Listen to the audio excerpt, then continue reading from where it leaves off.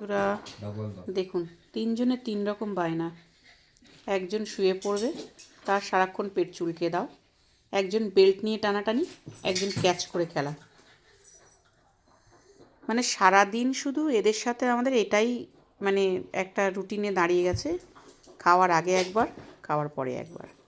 এই যে এই ভদ্রমহিলা, ইনি বেল্ট নিয়ে টানাটানি খেলবে, মানে ওর গায়ে কত শক্তি সেটা দেখাবে। ইনি সারাক্ষণ এনার পেট চুলকে দাও, আদর করো। এই যে দেখছেন, এই যে। আর কোথায় গেল সে? কই পুকু, কই পুকু সোনা কই? এই যে বল, একজনার বল, একজনার বেল্ট, একজনার পেটু পেটু চুলকে দাও। ব্যাস। এই যে বল নিয়ে কোথায় গেলে মা?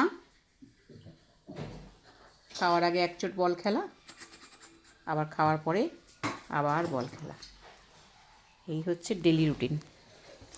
দেখুন, তিন বোনের তিন রকম আবদার।